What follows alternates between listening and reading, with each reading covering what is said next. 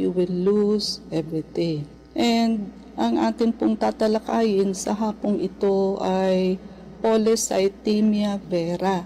Although ito ho ay rare type ng blood cancer, so importante hong malaman ninyo ito, no?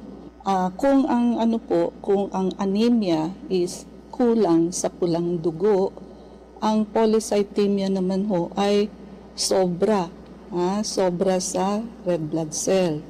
Kinokos niya ho na ang bone marrow natin na mag-produce ng too many red blood cells. Siyempre ho, pag sobrang dami ang pulang dugo, it thickens the blood, and siyempre ho, slow ang flow noon kasi siksikan ho sila doon. So kumbaga nagtithicken ho yung blood, no? At siyempre ho, pwede ho itong mag-lead sa mga complication tulad ng blood clot, stroke, and heart attack, no? Para ka rin hong may bara. Kung yung stroke and heart attack, nagbabara ho sa kapal nung dinadaanan ng dugo sa tubo, no? Ito naman ho, yung dumadaloy na dugo, siya ho ang sticky. And over time, ito ho ay pwedeng mag-cause ng overproduction na rin ho ng white blood cell and platelets. O edi lalo na ho, overproduction ng pulang dugo.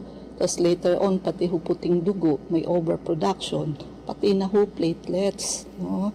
So, mahirap din ho yung sobra, hindi bali na ho yung anemia, pwede hong uminom ng pampataas ng pulang dugo, no? At ang tawag ho dito is myeloproliferative neoplasm.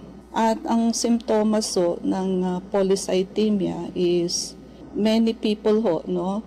Kadalasan ho hindi nila ramdam sa early stages.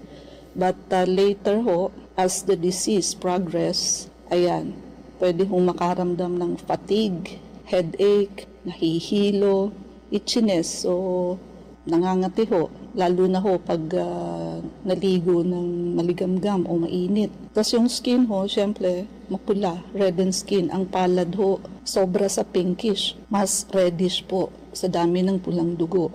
Tapos pati ho sa face, mapula ho ang dating, no? Syempre, enlarge ang spleen. Kaya ho, nagkokos ito ng discomfort or para hong laging bloated and puno ang pakiramdam. Nagkokos na rin syempre ho ito ng shortness of breath. So, at saka mga blood clotting issues, which can lead to stroke nga ho and heart attack. Now, ang exact cause ho ng polycythemia, it is not entirely understood, but karamihan ho ng cases linked to mutation, JAK2 genes. So, nasa DNA ho. Ito ho kasi mutation na to, nagkokos ng bone marrow para mag-produce ng maraming blood cells, particularly pulang dugo. And for diagnosis, sa blood test ho, syempre ho, nangunguna yung CBC. Makikita ho dito na ang pulang dugo masyado hong mataas. At sometimes, bone marrow biopsy ho, pag kinakailangan na, na-i-examine ho ang bone marrow para makita kung merong abnormal cells. And JAK2 mutation test, pinatetest ho yan para makita kung may presence ng gene mutation. Yan ho kasi ang hallmark ng polycythemia. At yung erythropoietin level na stimulate po ang red blood cell production, kaya ho tumataas ang red blood cell.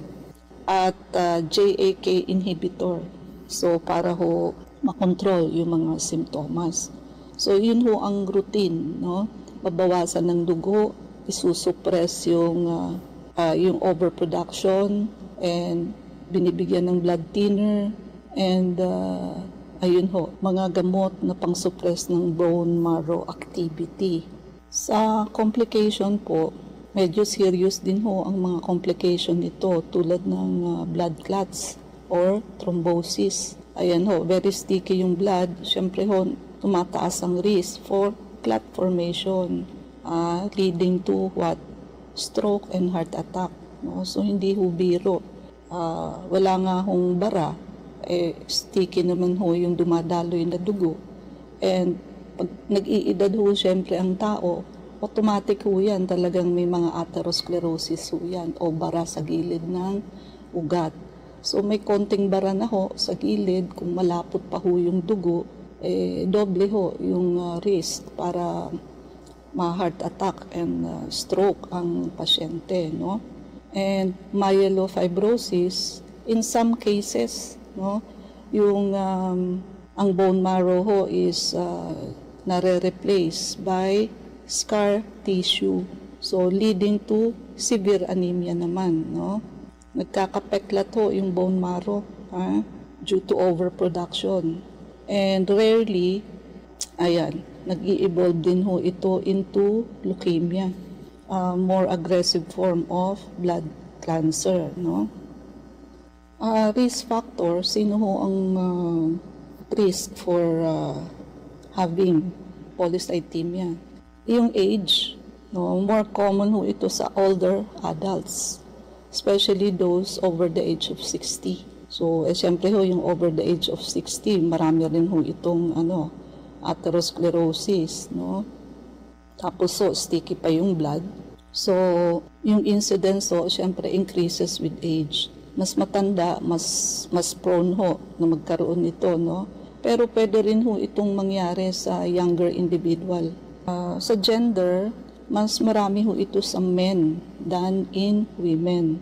Sa family history, syempre ho, hindi ho ito considered as inherited disorder. Yung pagkakaroon ho ng family history ng polycythemia, although it's slightly increased. So, nakatataas ho ng red blood cell production. Lalo na ho kung chain smoker kayo, na-exacerbate ho yung mga symptoms and complication ng taong may polycythemia, no? Kasi ho nakaka-thicken ng blood ang cigarette. And also, bumababa ho ang oxygen level in the blood, causing sleep apnea, COPD, which is chronic obstructive pulmonary disease. At yung mga nakatira ho sa mga matataas na lugar, high altitude, pwede hong mag-lead sa red blood cell, increase red blood cell production. And also, isa ho sa komplikasyon ng polycythemia is, aside from stroke and heart attack, deep vein thrombosis. So ito ho yung mga maraming varicose vein sa legs, no? Na para hong mga kulot-kulot na, no? And siyempre ho, pag deep vein thrombosis, ayan, pwede hong magbara sa bagayan, which is pulmonary embolism, ha? And also, ayan nga ho, nag-e-enlarge ang spleen, ha? Which is causing abdominal pain. Ang spleen ho, nandito yan sa left upper quadrant. Kung ang liver nyo ho, nandito sa kanan, right upper quadrant, then ang spleen ho, nasa left, sa kaliwa, upper quadrant, immediately after your ribs. And meron hong early satiety, yung feeling ho na madaling mabusog. And over time, ayan, it can cause myelofibrosis. Pagka ho scarred na yung bone marrow, baliktad ho, it will cause severe anemia and fatigue. High risk din po for or isa sa complication is gout, high level of uric acid, which is byproduct din ho yan ng excess red blood cell. Siyempre ho, it will cause very painful joint swelling and often affecting yung big toe.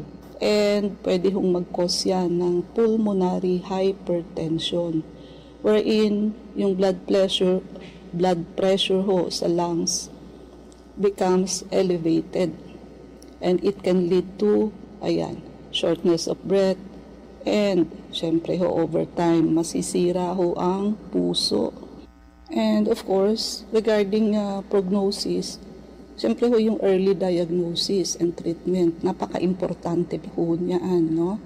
So, yung median survival ho ng taong may polycythemia used to be around 10 to 20 years kung walang treatment, no? But with modern therapies naman ho, life expectancy has significantly improved, no? With effective management, marami naman hong taong with polycythemia live similar lifespan. For lifestyle management, exercise ho, moderate physical activity, nakatutulong ho ito magbawas ng risk ng blood clots kasi mai-improve din ho ang cardiovascular health and mabuboost ho ang energy level. However, wag ho yung mga intense high-risk activities. So, yung mga moderate physical activity lang ho. Hydration, siyempre ho, yung water, kailangan staying well hydrated. Kasi nga ho, sticky na yung blood because of overproduction. Tapos kung mahina pa ho kayong uminom ng tubig, di lalo na po, para ho mabawasan yung blood viscosity. And baliktad ho, sa polycythemia, overproduction ng red blood cell, pero ho, may iron deficiency ang ibang pasyente. Due to, siyempre ho, pag very frequent yung pagbabawas ng dugo, phlebotomy. And siyempre, pag low iron, it will cause fatigue and weakness. And yung phlebotomy, dahil ho yung pagbabawas ng dugo, isa yan sa common na ginagawa, kailangan din ho minomonitor yung hemoglobin, no? So, para ho kayo nagdo-donate ng blood, kaya lang mas frequent than usual. Hindi ho natin masasabi kung every month, every week, depende ho sa hemoglobin level ng pasyente. So, kailangan ho minomonitor ang hemoglobin. Sa mga pregnant ho, kailangan ho talaga dito ang careful monitoring. Kasi ho, yung blood clot ho sa pregnancy is higher, no? And nakaka-increase din ho ito ng risk ng miscarriage, pre-eclampsia, and other complications, no? So, nabibigyan ho ito ng mga aspirin and sometimes blood thinning agent to reduce the risk. And di ho ba sa mga pregnant, hindi nga ho natin ina-advise na magbigay ng kahit na anong gamot. But hindi ho maiiwasan sa mga ganitong kaso. So yun ho ang kagandahan ng may mga prenatal check-up kailangan ang buntis. Hindi ho yung pupunta kayo sa ospital, manganganak na kayo. Usually ho, ayaw humawak ng mga OBGYN ng yung manganganak na walang prenatal history. Kasi ho, napakaraming risk. Baka mamaya may pre-eclampsia ang pasyente. So may mga ganitong kaso tulad ng polycythemia, no? At lalo na halimbawa kambal pala or suwi pala yung panganganak. Very risky din ho siyempre para sa mga doktor, no? So kaya ho kailangan prenatal check-up. Alam ho dapat ng doktor ninyo yung inyong history bago ho kayo dumating sa panganganak ninyo. And same thing with those people na wala pa hong simptomas, nagpapa-check up na ho kayo, no? Para ho mas naaagapan. And isa na ho ang vector scan sa pwede ninyong i-consider kasi ho ang vector scan, it catches the body before the onset of diseases, di ba? Sabi nga natin. So, advance po. So, wala pa kayong sakit, malalaman nyo na kung ano yung mga upcoming sakit sa inyo, no? And aside from that, pagka ho kayo ay detoxification and blood cleansing program, ideally every 3 months. And blood cleansing, pwede rin ho yan na every month, every week, kahit ho every day, pwede yan. Para ho lagi kayong nahahydrate, yung electrolytes nyo ho, laging nasa tamang level, and also, ayun, no? Nawawash out ho from time to time yung mga dumi, atherosclerosis sa blood, lalakas ho kayo at babata kayo, no? So, yung detox ho, pwede na ho yan sa every 3 months. Pero blood cleansing ho, wala hong limit. And, ayan po, yan ang mga health prevention na pwede nyong gawin, no? So, siyempre ho, mas maganda yung health prevention. Di ho ba prevention is better than cure? Kasi yung mga upcoming sakit ho sa inyo, hindi na po lalala or pwede nyo na hong makontrol or maiwasan, no? Kesa ho yung andyan na yung sakit, syempre ho medyo mahirap nang gamutin, lalo na ho kung matagal ninyong nalaman. Kumbaga, years na kayong may ganun, sa kanyo lang humalalaman. So, kaya ho, baguhin natin yung concept natin sa health. So, kailangan ho, early diagnosis, nagpapa-health prevention ho kayo. And vector scan, detoxification, and blood cleansing program, yan ho ang mga health preventive system na pwede ninyong gawin, no? Para ho, ayan, for longer life, di ho ba? Lahat naman ho gusto ng mahabang buhay, but syempre ho, mahabang buhay na hindi ho kayo bedridden, no? So, kumbaga, healthy pa ho kayo, no? Nakakapaglakad pa kayo, no? So, normal na pamumuhay kahit na ho may edad na, no? Iba ho yung nagpapadoktor kayo, no? And, ayun ho, no? Hindi nyo ho kasi maiaasa sa laboratory test. Kasi ho, ang laboratory test, magpa-positive lang ho yan pag may sakit na ho kayo. Pero ang vector scan ho kasi ahead of time. Wala pa kayong diabetes, wala pa kayong cancer, no? Hindi pa ho kayo na stroke and heart attack. Ano po, no? So nagagawan na ho ng paraan. Wala pa kayong, ayan, di na ho kayo mauuwi sa opera ng gallstone, no?